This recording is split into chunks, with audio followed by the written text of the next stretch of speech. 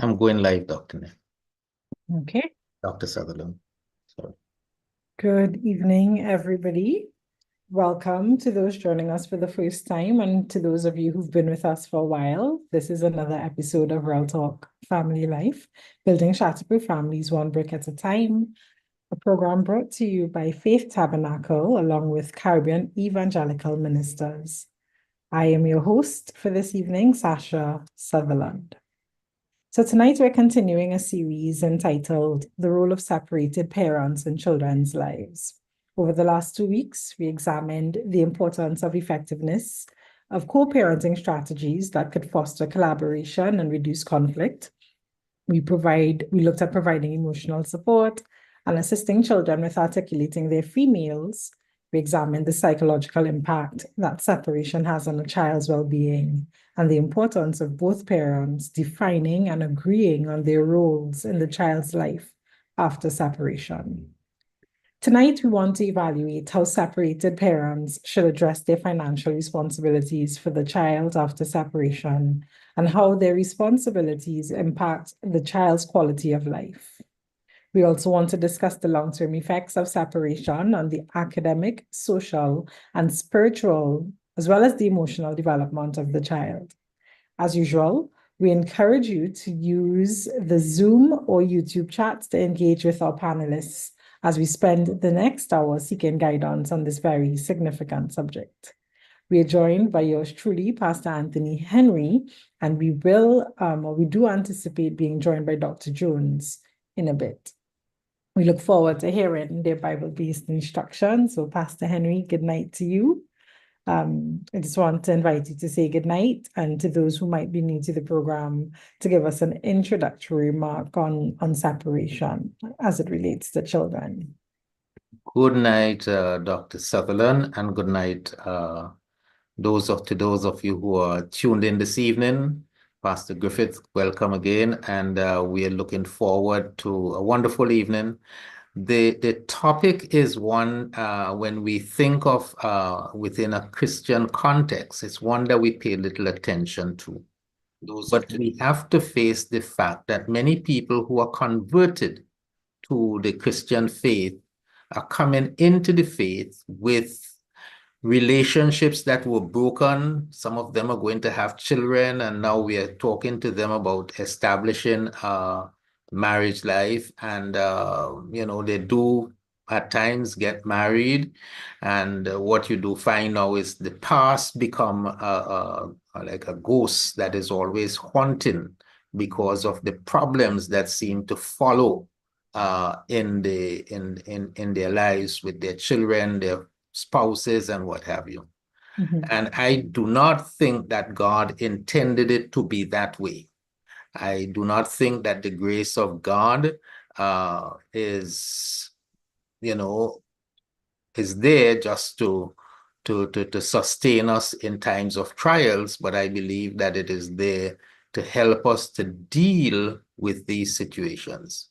We have to accept the fact that the seeds that we sow in life, they are going to bear fruits.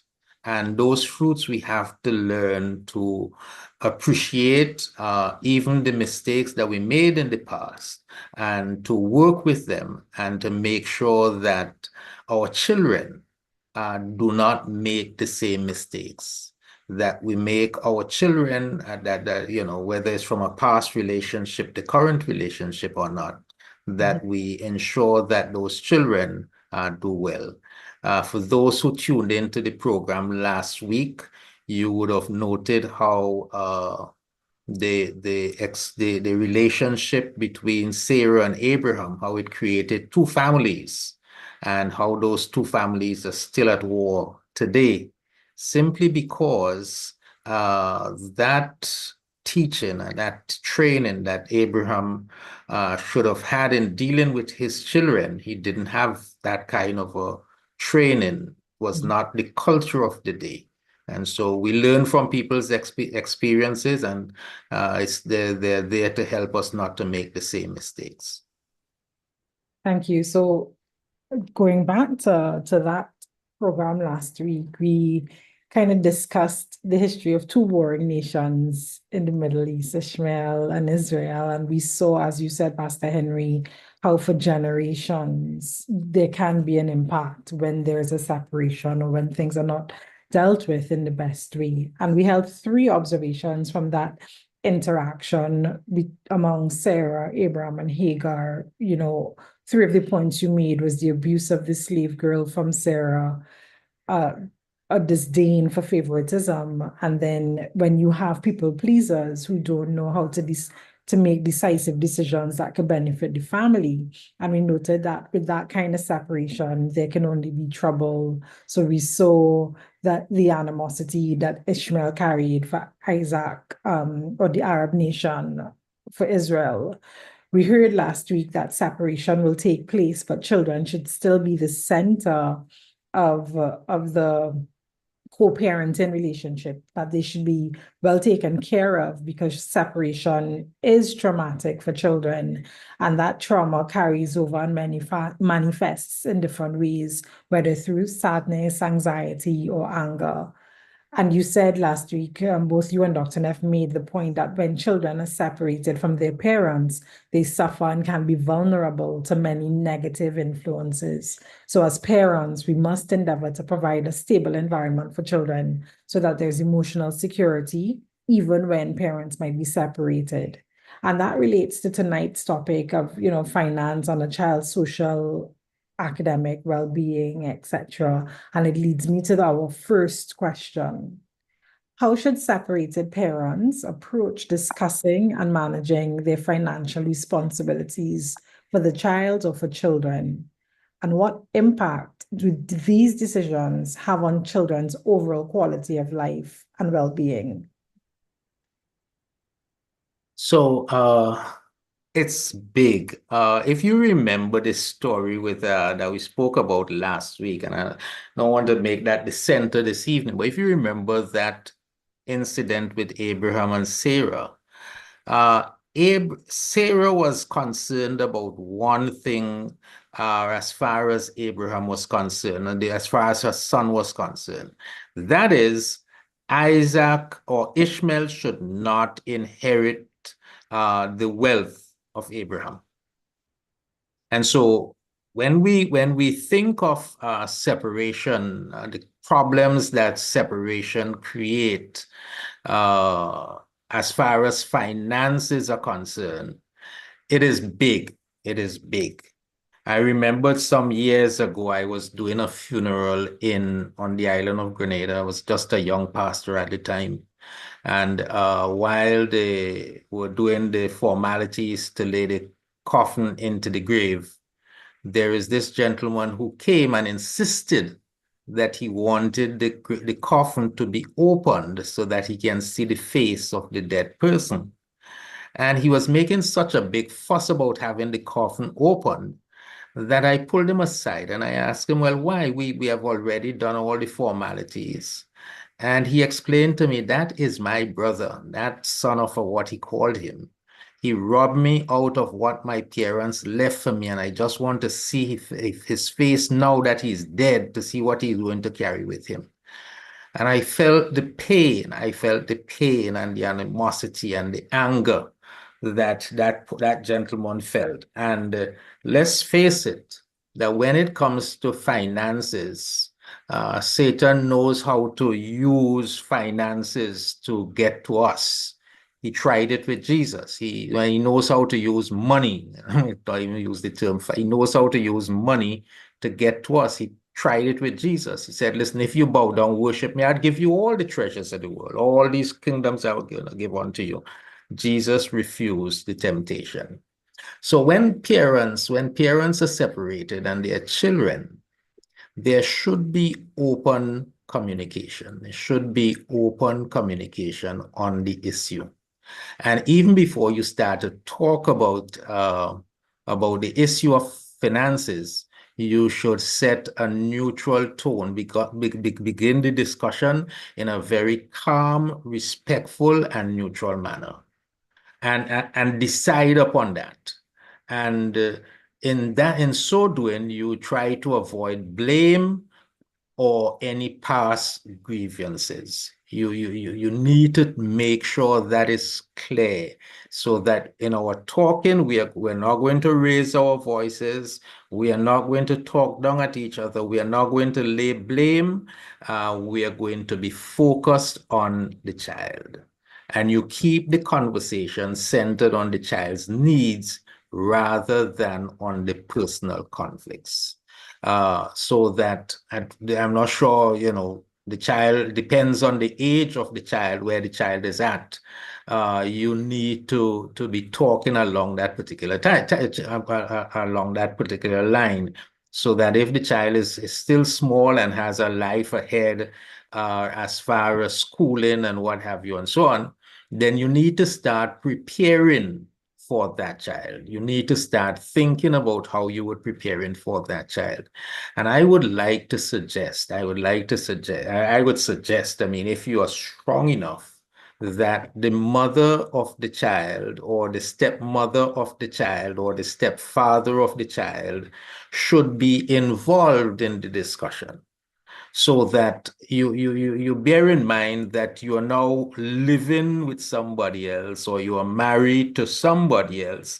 The wealth that you are accumulating is not your own. You are not accumulating wealth for yourself. You're accumulating wealth for your children. And oftentimes you are thinking about the children of the relationship that you're in. But you have, as we say in the Caribbean, that outside child. You have to take care of that outside child. And in taking care of that outside child, the current partner needs to understand the commitment that you would undertake to ensure that that child is taken care of. And oftentimes it's good to have a mediator present. So you have somebody who can help you to balance the situation, a pastor or somebody who is not directly involved in the situation. So it's not an in-law or somebody, but a neutral person, a neutral third party, who can form as a mediator or counselor to facilitate the discussions. Could I pause there, Dr. Sutherland? I see Dr. Neff has joined us. Back in the chat. She did, but I wanted to make sure she was actually joining the panel before I brought to head. Dr. Neff, good evening. Did you have a comment that you wanted to Good evening, everyone. I totally agree with what Pastor Henry has shared, but I just want to say this. When it comes to finances with separated, divorced, unmarried, co-parenting parents, finances seem to be a hot button for them. And oftentimes, and I don't want to attach a gender to it, but oftentimes, and some of the parents that I've dealt with, oftentimes the father tends to have difficulty releasing finances to the mother of the child, because instead of seeing this as finances to assist in raising the child or meeting the child's needs, they see this as money going to the mother. And that creates conflict. I think, and that's why I agree when Pastor Henry said open communication is key. You have to have that open communication, and everyone who's involved need to be part of that conversation. The focus, however, should be on the child's needs. Whatever I give to the mother of this child is for the child. And I cannot dictate how it's to be used. I cannot determine how much of it actually went to what, that's not my responsibility. My responsibility as a father or as a parent is to ensure that I am providing. The parent who is taking care of the day-to-day needs of the child has the financial support that they need to provide for that child. So the focus has to be on what's in the best interest of the child and in meeting the child's needs. That has to be the priority. Having said that, I want to say that with open communication, there has to be mutual respect. We have to be able to respect each other and each other's role in providing for this child financially. It's not important for me to know how much money you make or for you to know how much money I make. But when we look at a budget for the child, what would it take to provide for this child on a monthly basis? And how much of it do I need to contribute so that all of my child's needs are met? And that has to be clearly understood. It has to be agreed upon. We have to be transparent about that, and we have to respect each other's role in the child's life, as well as respect each other's roles in managing each other's finances.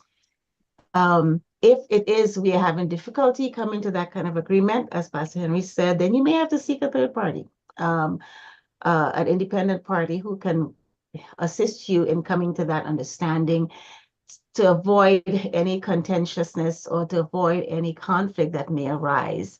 And if needs be, we may have to filter the finances through a third party to make sure that there is not that opportunity for conflict. And because we really want that to move as smoothly as possible. And we also have to keep in mind that whatever we do and how we approach this does affect the child, because children are not stress-proof.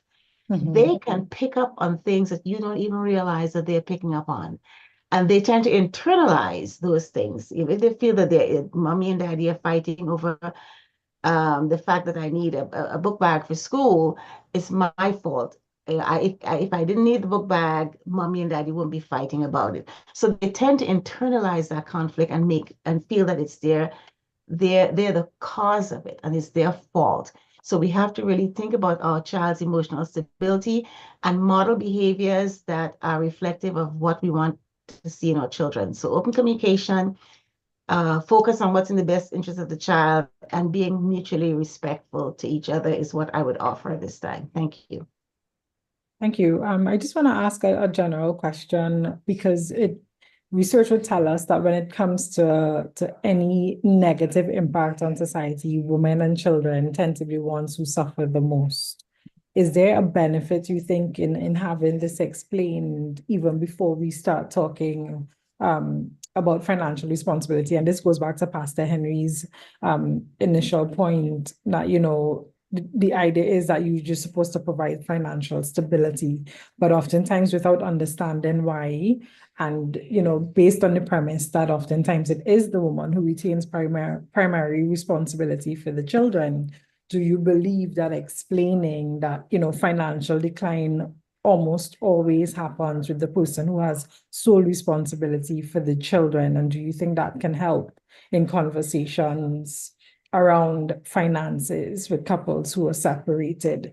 Do you think that can help alleviate some of the challenges with the perception on the other parent, whether male or female, thinking that my money is going to be spent on that person? And not necessarily a biblical principle, but just, understanding that the person who retains primary responsibility is often the one who's not going to have a better quality of life, because they will be the ones making sacrifices for the child. Pastor So we have to answer that question within the context of our society. And sometimes we teach within the context of the scriptures. We should be using the scriptures to bring the scripture into our context and explain what we are doing.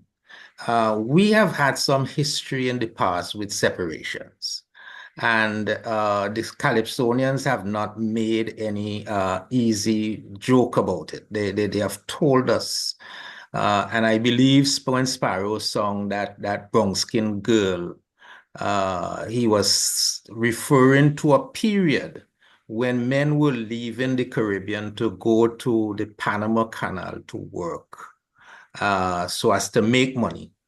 And those who are still young and do not know the calypso, it says, brown skin girl, stay home and mind baby, for I am going away on a sailing boat, and if I don't come back, throw away the damn baby.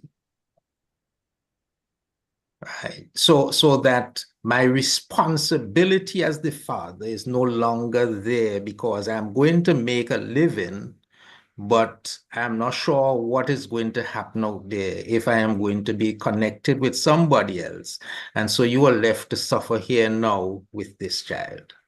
So it is within that context that we need to teach the gospel of Jesus Christ. It is within that context we can look back and see what is happening today in the Middle East, where Abraham would have taken a similar decision following the advice of his wife. These two children can't live in the same house. So give them a bit of bread and food and what have you and so on, and send them away. And within a short period of time, Sarah had given up on the child surviving. Thank God an angel intervened and brought water for the child, but the child left with the very minimal. And that is what happens in the Caribbean today. So the guy has the child, and outside of the relationship that he now has, and the wife doesn't want that child to get mixed up with her children, and he doesn't want responsibility for the child. That child will survive, but that child will haunt your relationships for the rest of your life. You would damage the psyche of that child forever. And so that you have to, in thinking about the child, you do not think about it simply as a mistake. This is mine. This is my responsibility. And if the relationship had lasted between this child's mother and I, we would have I would have taken care of this child. I would love this child like all my other children. It is my child. It is of my body that this child came into the world. And so we need to get fathers to think this way. And so when I say we need to teach in the context, you need to understand that the young man who comes into the church is not just about being saved and getting into the band and playing music and testifying and what have you and so on. These are real issues that face him. And he has to learn that when he takes that new wife who is a Christian, that child becomes his child. The mother has to understand that the outside child becomes her child. And so what we put together, what we work for together, and what we are going to leave is for our children. Not the child in the relationship in which you are married, but for our children. Because, what is done to me, you would want it to be done. What you do to others, you would want them to do to you, or what, the scripture. So that if you had a child outside of a relationship, as a woman, and now you are brought into a relationship with this man, you would want that your husband to treat that child as though it was his child. And I would always think, my way of thinking, my mathematical way of putting things together is, I'm not saying it's the best, but the child who is find themselves in that situation should be the child who is in the best position. Because that child would now have two mothers and a father, or two fathers and a mother. What I would add to that, and I totally agree with what Pastor Henry has said, but what I would add to it is the practical side of it is that it's important for the co-parents to develop a budget for the child. Develop a budget that's strictly for the child.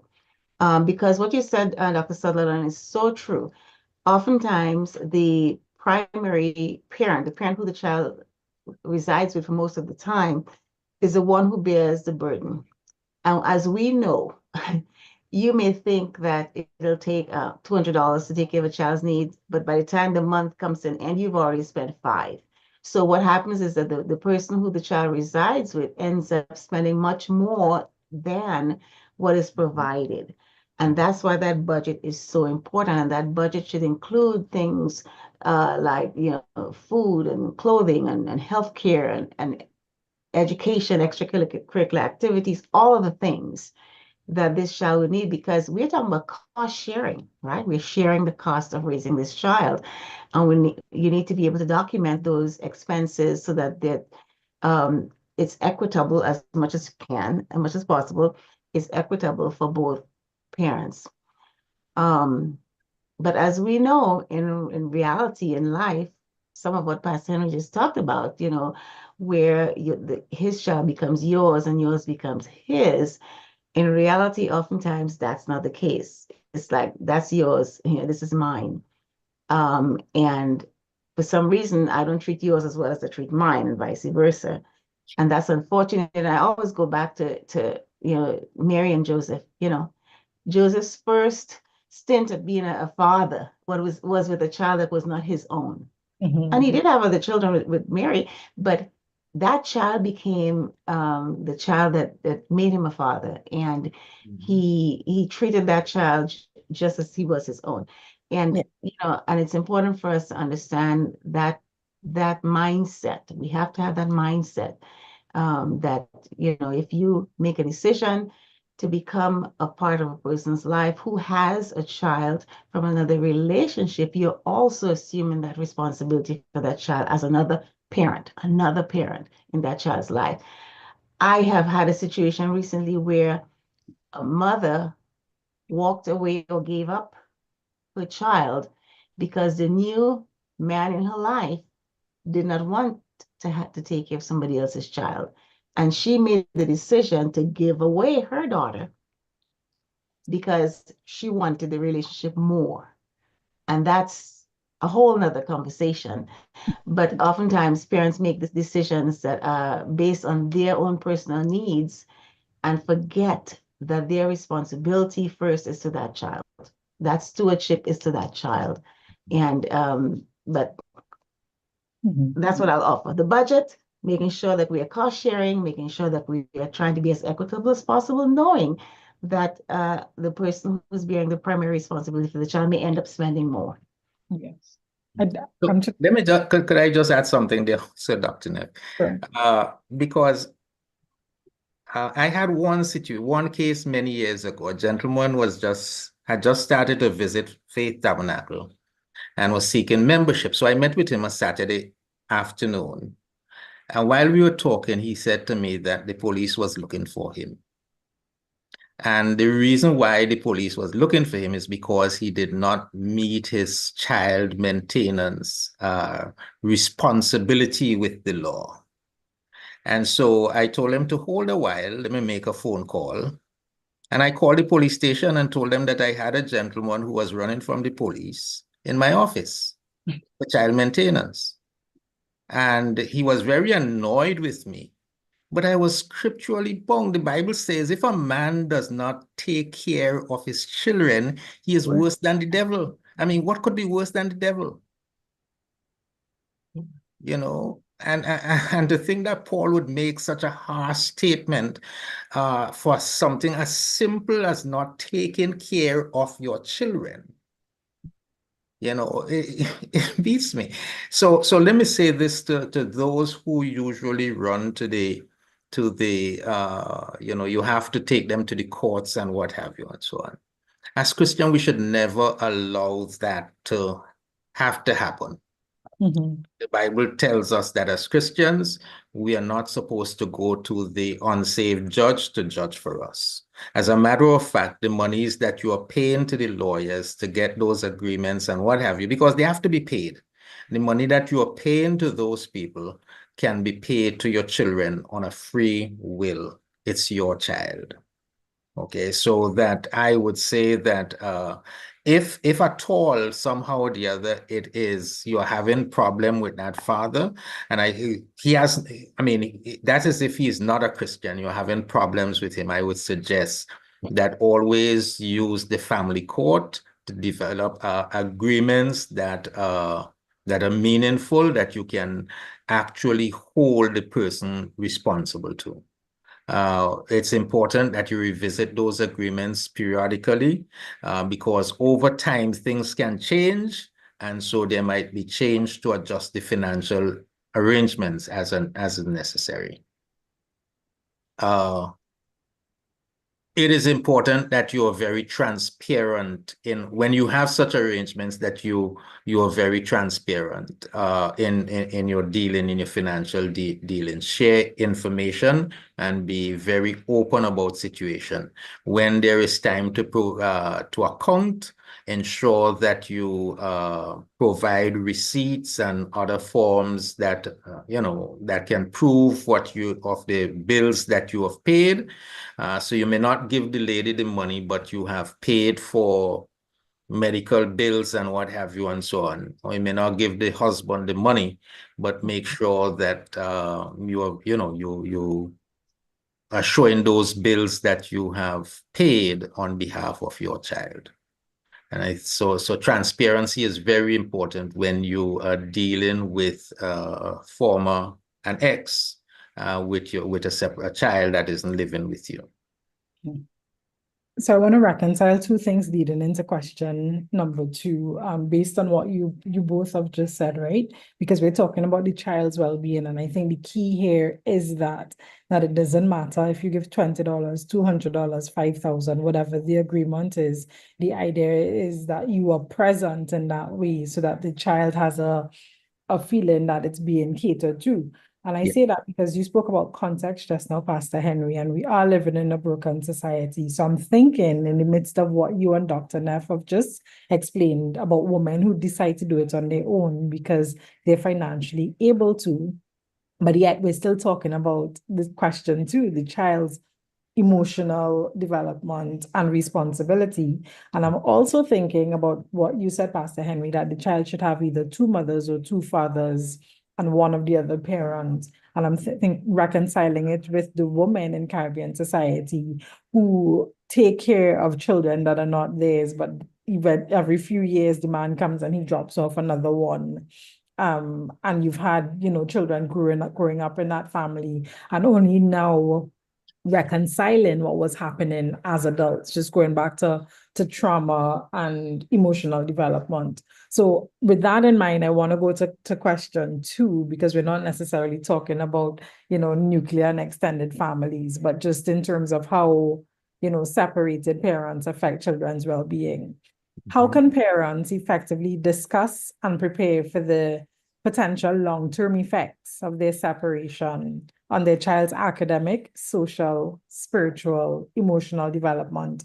And what proactive steps can they take to support the child in these areas? I'll leave it open for either person to start. I kind of like the question because it talks about the long-term effects. And oftentimes, separated parents don't think about 5 years from now, 10 years from now, the long-term impact on separation of their children. They may think about what's happening now. And, but, again, even separation becomes trauma for the child, and it does have long-term impact on them. I think it's important for parents to have conversations with the children, find out how they're feeling, let them reassure them that this is none of their doing, that they're not at fault, that is not their responsibility. Let them know that you love them, that love will never change, and both parents will continue to love them. Find out how they're feeling, because there are some emotional impact. There is emotional impact on the child, and you want them to understand what they're feeling emotionally, because the child may not understand what they're feeling emotionally. They may just know that they're feeling sad and they're feeling unhappy and they're feeling angry. Have that conversation with them so they can explain to you, well, when you feel sad, what does that feel like? When you're angry, what does that feel like? What do you want to do? And, have that conversation with them so they can talk it through and get an understanding of what they're feeling. And do regular check-ins with them, every once in a while. How are you feeling today? And I have those conversations with them on an ongoing basis, so the child knows that you are committed to helping them deal with and work through this situation. Checking on them academically, how is school going? Be present at your child's school during those teacher parent conferences. Be present, help them with their homework. You make sure that you're checking in to see how they're doing. Find out how they're doing in their extracurricular activities. If they're playing sports, be there, attend activities, attend the games, attend the drama or the choir recital, whatever it is. Make sure that they see you there, because that tells them that all is well and that you are committed to their well-being. Spiritually, check in with them spiritually, find out how they're doing, encourage them, guide them, give them a scripture verse or whatever. Find ways to interact with them on all those levels, because academically, socially, emotionally, spiritually, these are all impacted by the long term, in the long term, based on the separation of the parents. And of course, it's important for parents to work together. Again, set aside your personal whatever that's not working in the relationship, but together work on parenting your child. Come up with a plan that involves both of you as parents, so that you each have a role in parenting your children through all of those areas of their development, and be consistent. Don't show up one day and then not another, and don't make promises that you can't keep or you don't keep. Try to be consistent in your activities with them. So again, that level of consistency is important, because the child needs to feel secure in all of those areas of development. Continue to support them. Try to, again, nurture as much as possible. Nurture them in every way possible, and make sure that you're hitting on all those, again, academic, social, emotional, spiritual, all those areas, because you want you want that long-term impact to be as positive as it can be, right? You want to minimize or remove anything negatively that could impact your children. And of course, you yourself has to be a good role model for your child. You have to be able to demonstrate to them that even though you are separated, you're still maintaining your level of emotional development. You're maintaining your spirituality. You're maintaining yourself as a human being, so you can be a good parent to your child. Set goals, talk to them about their goals, find out what they want to do, talk long term. What do you want to do when you grow up? What you want to go to school when you finish high school? What career are you interested in doing? Just have those conversations with them, so that they know that you are vested in their long-term development. And in so doing, you would help alleviate some of the stress and some of the trauma that your child may experience. And I will rest right now. In response, what Dr. Ness said is it's profound, very deep. I was of the concept for a number of years, and probably to an extent too, that our school system is failing our children because we are providing an education that doesn't meet the needs of our children. And I do not think it is the school system as much as it is the family, the home, and the church. The home, because every child born to a family, if the scientists are correct, is going to take some part of the mother and some part of the father. I'm not sure what that means. I have looked back now over my years, and I have done basically two things in life throughout my working life. Either it's in the form of teaching or something with figures. And I look back and see where my love for figures came from. I had a mother who had not gone past the 6th standard in school. But when it came to multiplying, she had the thing like down pack, and we had to do the same thing for her. And so, on the copybook, it had the 12 timetables. Well, I had to go up to 19 times. Right. And one evening, the strap was waiting for me. And I got to 19.4s or 19.3s, and I couldn't remember. And so I multiplied the 9 by 3 in my head, and I multiplied the 1 by 3, and I did the multiplication in my head and came up with the answer. And when my mother realized what I did, she never questioned me anything about my multiplication tables after that. Now, if we as parents can, from very early in life, see where our children likes are, where they are being channeled, then we are able to help them along that particular path.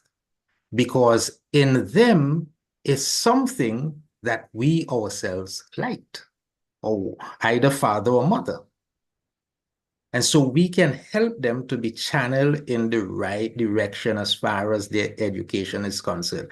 And that is the key to any child's education.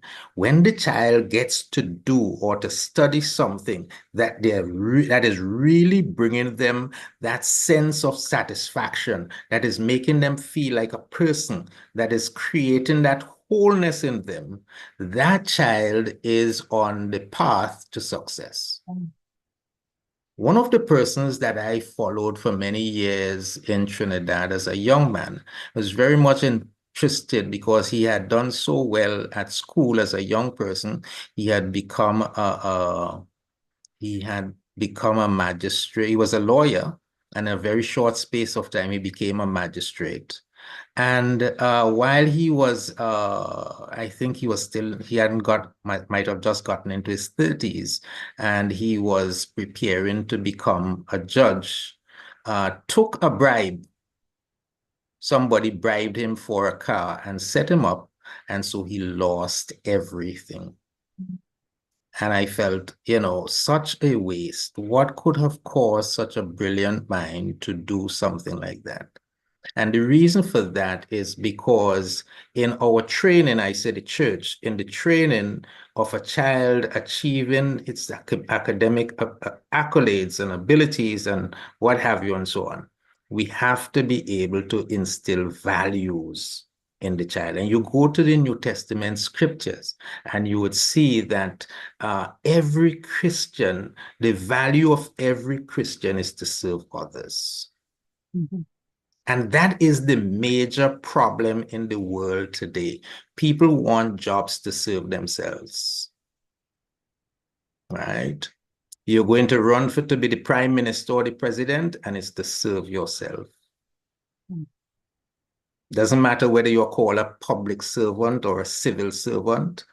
It doesn't matter anymore. The whole title of servant is something that is held in disdain by everyone, except if you're a public servant or a civil servant. Because, the truth is that nobody serves anybody anymore. Nobody wants to serve anybody. Everybody wants to be the Lord and the master.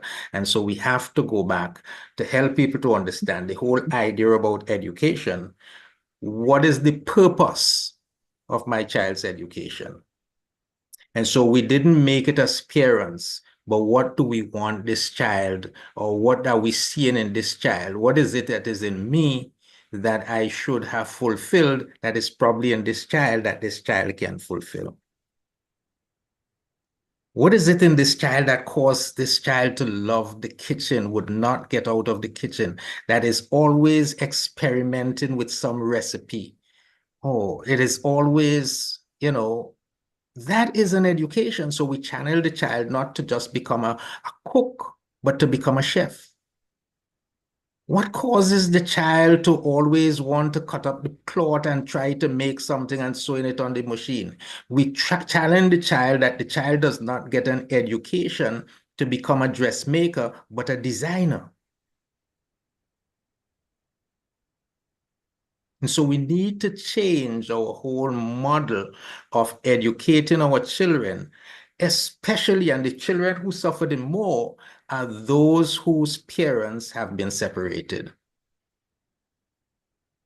Because instead of working together, oftentimes they are not concerned about they're more concerned about themselves than about the educational development of the child. Yeah, what both of you said is so instrumental. I'm hearing that we need to relearn how we educate. And, I remember in school you'd learn, Emil Durkheim would tell you the learning of values and rules and norms in society, and it happens outside the family. But you're so right, Pastor Henry, even though the institution of education is supposed to educate the child, the family is responsible for primary socialization. And history would tell us that it's the family in conjunction with the church that should instill those moral values, solidarity, adaptability, etc. And I'm thinking, like you said, the multiplication was the point that it rang true for you. And I remember my grandmother and my aunt always wanting to help others. And I had a conversation recently with someone who's trying to find their purpose. And I'm like, but it doesn't matter if you're a mathematician, if you're a chef, what is it you like to do? What happens when you're doing each of that? And I think when you talk about academic, social, spiritual, moral, emotional development, even if as a parent you don't know where to steer the child, as long as you love and encourage, I think that is sufficient for parents who don't know better, and then for those who do, you try to give that child as much as possible. So I'm hearing that even if there's a single parent family, you're to overcompensate, for lack of a better word, in the area of love so that there's no love lost. So you're saying to that child, yes, it might just be the two of us, but things like the two of us against the world. I love you still. I love you no less. In fact, I love you more than if you had two parents in this household. So instilling those values and making sure that the child understands there might be a void physically, but emotionally, socially, spiritually, as much as I can possibly give, there is no void there. I'm also hearing that these are proactive steps that we help to support the child. And so again, just helping us reconcile whether or not you are the stepchild, we're the stepchild, that as parents, as family, as the church, we have a responsibility to make sure we raise our children, regardless of the background or regardless of the situation we're coming out of. We have that responsibility to ensure they have a better life and that we don't find ourselves with history repeating itself. So I'm looking at both chats online and it seems like everybody's silent tonight. It's just about 8:20. So I don't know if anyone wants to open their mic and make a contribution. I want to take the opportunity to acknowledge both pastors, Roger Constantine and Joseph Griffith, who are here with us tonight. Any questions? No. Okay. So Dr. Sutherland, Yes. there's one aspect that I wanted to add also. That is the whole idea of the social development of the child, because it is something that children of separated parents suffer with. Social norms. Social norms are different for different households. And people would behave differently when it comes to social practices. I mean, it depends on the community that you are from. You may behave in a particular way socially. It may be accepted in a community. But I believe as Christians that we are supposed to be able to we are supposed to have certain standards as far as our social development behavior is concerned. For example, I don't think that it is appropriate. I don't think that it's appropriate for a Christian to be a brawler in the street. Right. Socially. I don't think that Christians should be arguing about issues in public and this sort of a thing. So when you have parents who are separated, the problem at times is that the conflict that separated them often spill over to the child. And their behavior towards each other is often seen by the child. Mhm. Who corrects in a case like that? Which one of the parents would correct the child as to say what is the right behavior or what is the wrong behavior when both of them are doing something that is not necessarily accepted or should not be done because it's affecting the child. And children naturally have their own inbuilt system of resistance to norms. Mhm. Right? They do have that. And so if you are not instilling that in them, they are going to live with what they feel like. And sadly, this is where we are seeing our society. This is where we are seeing our children where the guns are. This is where we are seeing our children where the stealing and the prostitution and the homosexuality and the lesbianism is at. All right. And I think that as a church, we have a responsibility. We have to. The only thing we can do is to teach. We don't have anything else. I mean, there are those who go forward and cast out demons and what have you and so on. But even when demons are cast out, if those people are not found in their right minds to be taught, they are going to go back and live in the same situation. And the Bible says that the situation they're going to be in a state 7 times worse than they were before.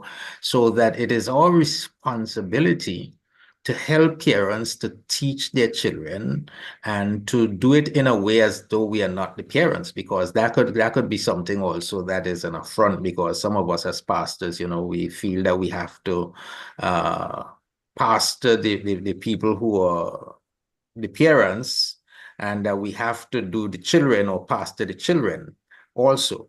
Or we have to parent the children. So we pastor the family, and we parent their children.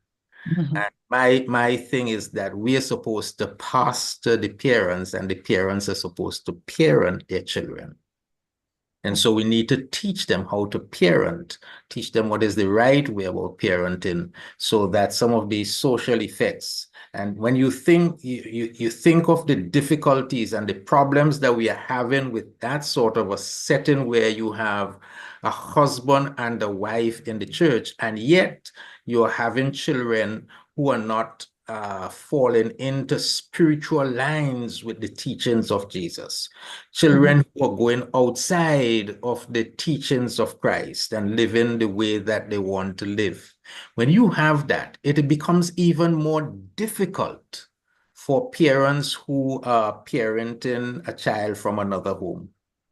Yeah. Right. So that it's a huge task, but I'm saying that it is doable, but it rests upon us. It rests upon it behoves us as pastors, as leaders, to take a greater interest in ensuring that the parents have the right information so that they can help their child develop in the proper way, socially and spiritually. So I want to touch on something you mentioned, Dr. Sutherland. You mentioned the word love. And even though there wasn't a question about that, I think we need to understand that love plays a crucial role in co-parenting children. And when parents approach their parenting charge from a position of love for their child or their children, it will help address a lot of the issues that may come up if the focus is on that love for that child. For example, when parents approach co-parenting with love, it helps to foster a stable, nurturing environment for the child. When that love is there, the parents tend to establish or to create a trusting relationship with that child when love is present. Love also helps to facilitate honest and open conversation with the children and with the parents, because you're approaching it from the position of we love our children. Therefore, we will be open and honest in our communication about the children, and we'll have discussions about concerns, about our shared responsibilities. We'll make joint decisions that are in the best interest of the child because we are approaching it from that position of love for that child. When we approach co-parenting from a position of love, we also find that parents are more motivated to do what's in the best interest of the child and to meet the child's needs as much as possible. They're more motivated to be collaborative, to work together for that child. And definitely love helps to provide that emotional support for the children because, again, we go back to that social emotional development. It helps to create that social emotional environment where the child could thrive, and it could help foster again that learning environment.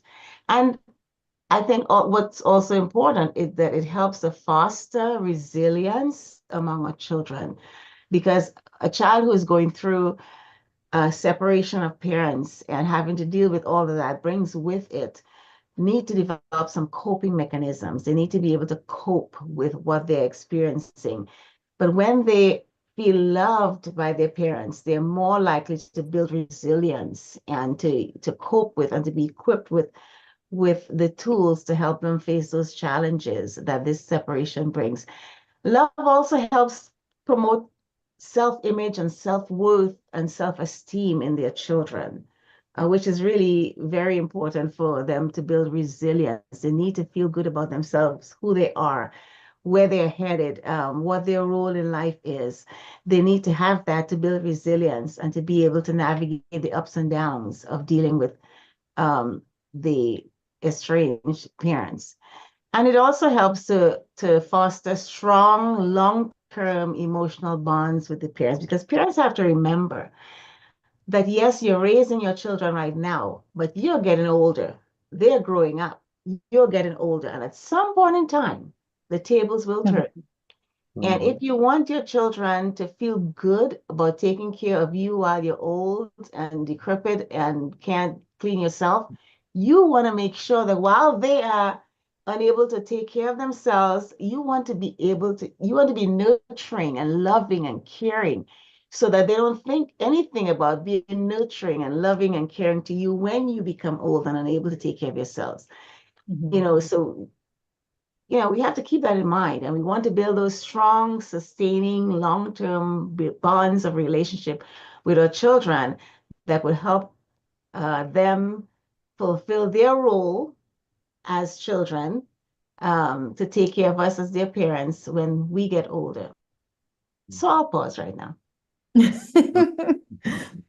We're just about ready to wrap up. We're discussing the role of separated parents, and I want to beg your indulgence to just talk about the role of parents in children's lives, and just to say that means regardless of the situation the parents are in, you both have a role. So the separation from a partner does not abdicate your responsibility of being a present parent for your children, and that comes with financial responsibility, psychological responsibility, emotional and social responsibilities. And whether or not you have a second family, you still have a responsibility if you do not want to reap the negative benefits of abandoning, right? Let's use some strong language of abandoning that child. As Pastor Henry said earlier, there is a reference for parents who do not take care of their children. So tonight, we hope you were encouraged on the role of parents in the lives of children, and meeting those responsibilities in a meaningful way, in a way that impacts on the long-term development of that child. So it's been an honor to host this evening.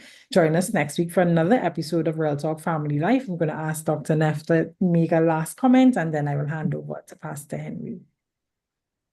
Co-parenting is a journey, and it can be challenging, but it does require commitment by both parents. And that commitment should involve open communication, compassion, focus on the child's best interest, focus on what they need, focus on their holistic development, educationally, emotionally, socially, spiritually. We have to focus on all aspects of development. And I think by making sure that love is the foundation for everything that we do, we will be able to raise our children up and hopefully be able to live to see them thrive and become contributing members not only of society, but of the church community. Before Pastor Henry gives his final comment, Pastor Constantine wants to give a comment, and definitely we make room for dialogue on this program. So over to you, Pastor Constantine.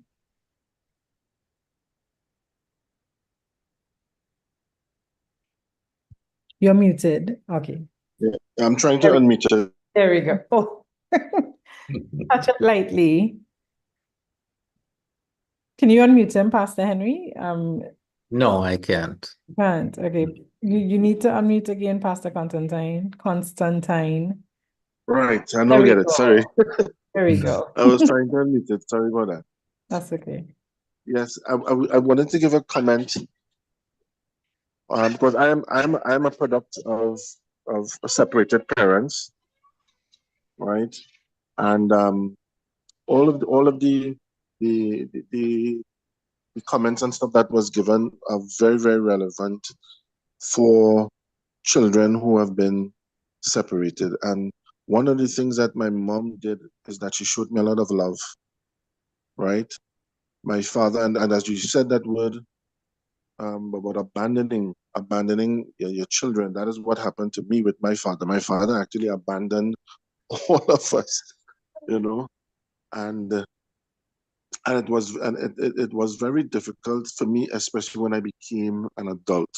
As a child, it wasn't really something that really bothered me much. And, you know, and some of the old school parents, you know, would have governed their children with fear. Mhm. So my mother was like, if you ever see a father, just run. You know? And that was the only thing that I did not look forward to, like ever trying to see him when I was a child. And I remember one day I heard my name called over the PA system in school. I was in primary school. And I'm telling myself, you know, what did I do wrong? And I know I didn't do anything wrong. And I had to go to the principal office. And when I went to the principal office, was my father. And I didn't know whether to run, scream, or what to do. And then he came up to me and he spoke to me and we talked for a while. And I realized that what my mom told me, it was not relevant to the situation. I didn't have to run. I didn't have to feel fearful of him or anything like that. And that ended up being corrected as a child. So I saw him just like about 3 times till I became an adult. And when I became an adult and I saw him, and this is what brought peace between me and my father. I told him one day, I said, Dad, I need to speak to you. And I said, needed to make time, at least about an hour, 2 hours, let's have a chat. And we spent some time and we talked, and I asked him as an adult, I said, what caused you and my mom to divorce?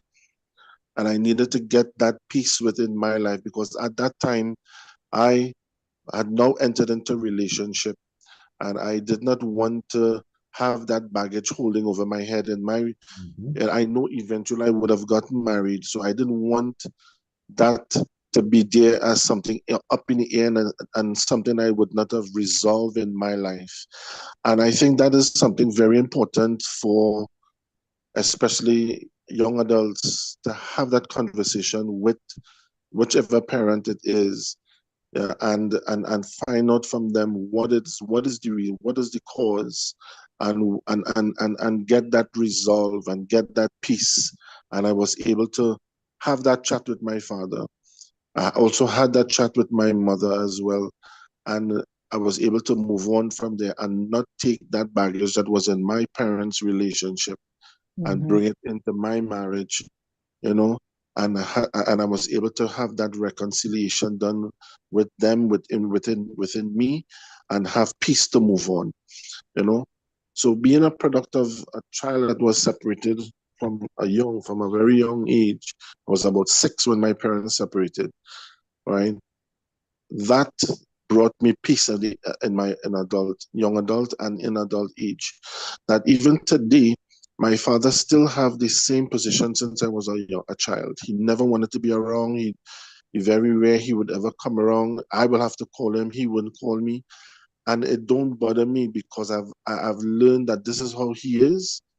I don't know what it is that he was expecting or whatever he felt inadequate in doing, but I never allowed it to bother me. Because I found peace by getting the answers when I had that conversation with him. So in my experience, that is something that is a very important conversation to have with your parents to help. Thank So you. that's it. Thank you. Pastor Thank you. Thank you, Pastor Constantine. And what should I say? In closing, develop a co-parenting plan. If you are separated and you have a child, develop a co-parenting plan.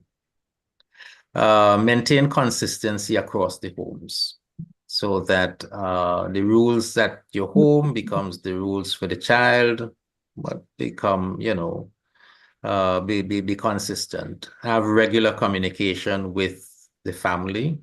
And as where Pastor Constantine just said, they're going to hurt the child. So ensure that you have regular communication. Involve neutral support, engage family counselors, pastors, mediators when you are having challenging issues. And as Dr. Neff rightly said, always focus on the child's needs. That is your priority. Let me sort of segue into next week's program. There is a mountain that must be climbed that only a few dare to. But if you are going to be a good separated co-parent, you must climb that mountain. To climb it, you must become human. You have to become human. Many would not climb it because they're simply not humans. They're less than humans or greater than humans. And so next week, we're going to be talking about that mountain that we call forgiveness. Because you don't forgive your partner, and your partner does not forgive you. All that we have said here tonight, it's a waste of time. So we are talking about the importance of forgiveness in the role of separated parents. How does decisional and emotional forgiveness works in helping you to be the parent that you ought to be? And so thank you for joining us. Thank you, Dr. Neff, again. And Pastor Jones, Dr. Jones missed the time, but he's going to make up on probably on our last program. So thank you again, Dr. Sutherland. The Lord bless you, everyone, and have a wonderful evening. Good evening, everyone. Good evening, everybody. Good evening. Good evening. Okay, good night, everyone. Thanks so much for everything. Very good. Very wonderful. Good night. Pastor Griffith, good night. I didn't hear you tonight. He's gone. No, he's Good there. night, everyone. Good night, Sister Night, Mary. sis. Program Good as night, always. Hey, sis. Good night, everybody. Good night. Good night. Good night, everyone. Sister Misha, good night. Good night. Good night.